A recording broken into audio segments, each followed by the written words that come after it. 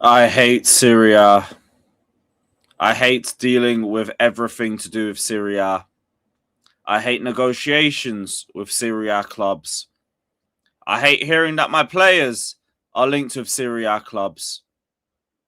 I just hate everything about negotiations with Syria clubs because it's just all feet dragging and it's all just mind numbingly infuriating offers for players that you just want to get rid of so you can just start your transfer activity. But we can't do that because we're here relying on Syria. And also to a point, we are overpricing a good couple of our players, and we're going to talk about that in today's show. But just when I think Roma are going to come in and save us from the era of Garnacho, they decide that their first offer is going to be a loan with an option to buy, man. What am I doing with this? What are we doing with this? Obviously, look, we got more news to get into. We're going to talk about the latest with Nicholas Jackson. There's some interest with him. We're going to talk about Chalobah, Disasi, Malo Gusto, and why we're struggling to get a lot of players sold. But before I do that, I just need to talk about how infuriating Syria is. Loan with option to buy. 4.2 million loan plus a buy option that could become an obligation under certain conditions. Roma, do you think we were born yesterday? How stupid do you think we are, man? You think we haven't seen this sort of transfer happen before, where you buy them on an option, you have a certain amount of appearances that trigger an obligation, and then you don't like the player, so just a game or two before it becomes an obligation, you just drop him and you never play him again. This is literally Harvey Elliott to Aston Villa all over again. We're not accepting this. And I hope we don't accept this. I don't want us to do anything that involves only an option. Whatever we do with Garnacho needs to be something that becomes an obligation. Because we need him out of the door. People in the chat, people who have super chatted me in previous chats asking about where the left wing is coming from. What's happening with the left wing? We need to get rid of one first. He needs to go first.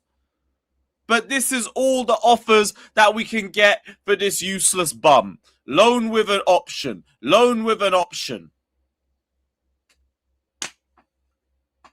Honestly, this is the one deal that we should not be accepting. Because this is just a guarantee that Garnacho comes back to Chelsea at the end of next season. And then we have to do this whole shit merry-go-round and try to find a club for him again. He doesn't want to be here. He wants to leave. Make it an obligation or even make it a transfer fee on a lower amount. I don't care if you make a loss on Garnacho, because this was already doomed to fail as soon as he walked in the doors of Stamford Bridge, because we were telling all three of you dummies from last summer, last January 2025, we were telling you bums that Garnacho to Chelsea was a guaranteed failure. And what has it been? A guaranteed failure. You should not be surprised about this. So whatever loss you make, let it be on your own head. Let it be on your own loss. Because none of us believed that this was going to work. This was all on Paul Winstanley. So if we make any losses, how about you take it off that pay rise that you gave him off the back of Enzo Maresca's work in the Club World Cup? Because he didn't get any glory from it. All he got was this piece of shit. And Buonanotte. Roma, reject that fee from Roma right now. Demand an obligation or walk away. And if Garnacho don't find a club, he can rot. You don't have to do a bottom squad thing. I get it. You don't have to do all of that. But you don't have to play him either. You don't have to give him appearances. You just have to keep him within the squad. You just can't isolate him away from the first team. So don't. Have him around the first team. You're not going to get any minutes, and you're going to want to leave anyway. Not my problem. Not my issue whatsoever. But this is only one headache that we're getting from Syria. The next one is Trevor Chalobah.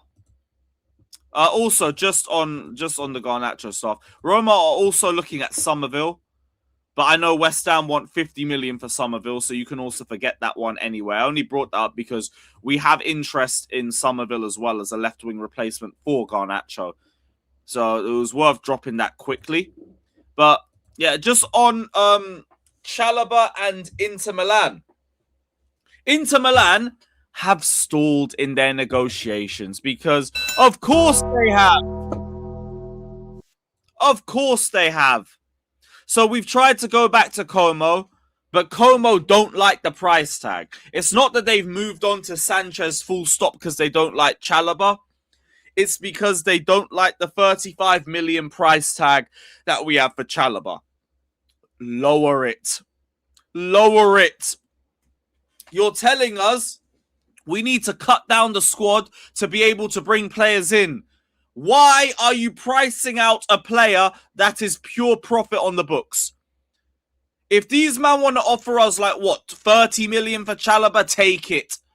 Take the money and run. Why are you wasting our time? Because Lacroix is just in limbo. And I'm kind of worried that a team with UCL is going to come in and take Lacroix off us. And then what? Then what? Are we going to go back to Como for Jacobo Ramon? If you're going to do that, they're still going to ask for Chalobah, but on the cheap. So stop wasting our time and let Chalobah have the move. He actually wants to leave Chelsea this time. He wants to move to Italy. Let him have his move to Italy. Why are we wasting time?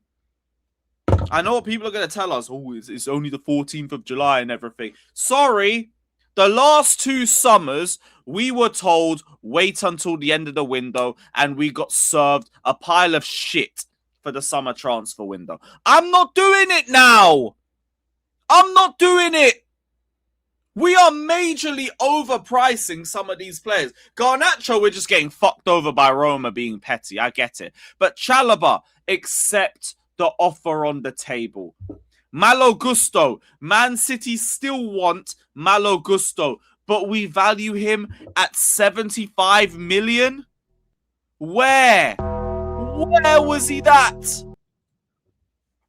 Just take 50 million or 45 million and move on. He's never worth that. I don't care if France win the World Cup. He still won't be worth 75 million. He's barely played a part in it. What are we talking about? Obviously, like for other players that we're hearing we're struggling to sell, Badiashile just has no suitors. Disasi has conversations with West Ham, but he's looking for European clubs. He's looking for clubs that are in Europe first before he decides whether he wants to commit to West Ham or not.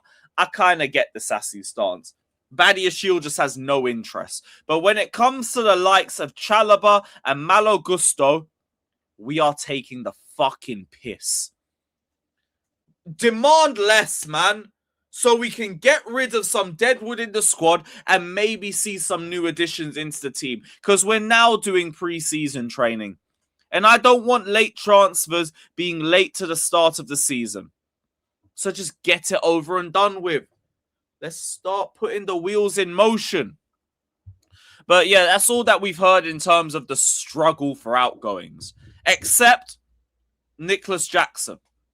Simon Phillips and his sources have heard that Aston Villa are considering making a late-in-the-window move to sign Jackson, having interest in a striker for some time. I think this could do with Ollie Watkins and him having links to Turkey. I think Fenerbahce were interested in him. But we know Aston Villa have had an interest in Jackson for a while. So I wouldn't be surprised if one striker was to go, that they would come in and try and go for Nicholas Jackson as a replacement. He's already got a history of Emery. Villa have been trying to get him for like the last 2 years. It's not that much of a surprise. But it will also depend on how Xabi Alonso views him. Like Xabi Alonso said, he's coming back to preseason. He's going to be tested during the preseason games. And I don't think we're going to get a better number 2 striker than Jackson, really. This ain't me doing mad Jackson prop, but he's got good link-up play with Palmer.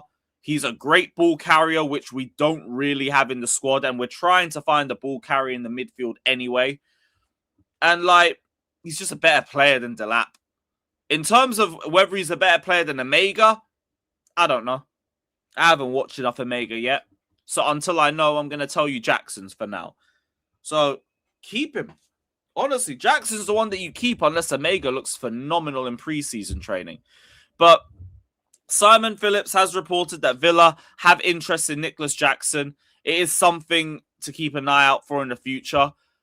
We are also hearing Delap wants to stay, but Simon Phillips has heard from sources last night that his agents are taking calls from interested clubs. So he might be testing the waters elsewhere. That's a bit of a positive. That's some good news. So I'm probably going to leave it there because it hasn't really been a lot of good news in today's show. But yeah, let me know your thoughts down in the comment section below. As always, don't forget to like, subscribe, all of that crap. And we will be back live later for the World Cup watch-along. See you lot soon. Like, subscribe, up the Chelsea. And yeah, World Champions out.